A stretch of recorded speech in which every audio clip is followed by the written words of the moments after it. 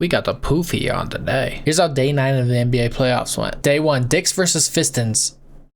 Can I say that? This genuinely may have been the best game I've seen since Game 7 Cavs versus Warriors in 2016. Like, this is how I was hoping the Rockets-Warriors series would go. There was pushing, bickering, injury scares.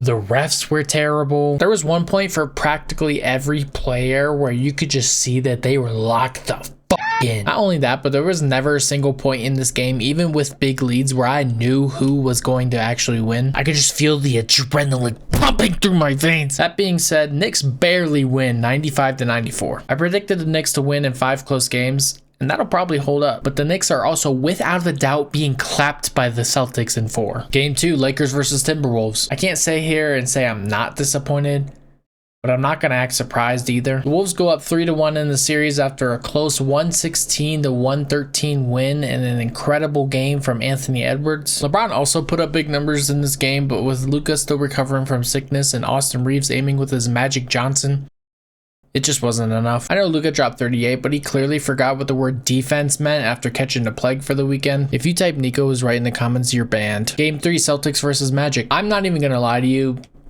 I didn't watch this game.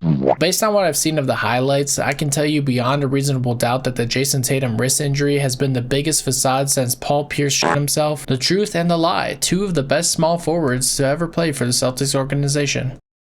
Not surprised. Shout out to Paolo Banchero for following the footsteps of his childhood hero Bob the Builder and laying the bricks quite nicely for the green and white. Game 4, Pacers versus Bucks. A plethora of 3-1 series coming out of yesterday's games as the Pacers beat the Bucks 129-103. For as much as I've been holding Dame accountable for his game on trash talking, I've also been desiring a classic Dame game where he's dropping high 30s with 4-point shots in the mix. With his recent Achilles injury, I fear we may never get that opportunity again. I wish Dame the best in a speedy recovery, but Giannis, you gotta run, my boy. Ain't no one in the Bucks organization gonna be mad at you when you brought them a chip and 50 nuggets. Best of luck to you. If you'd like to see how I predicted the NBA playoffs, then you can click the video below. Goodbye.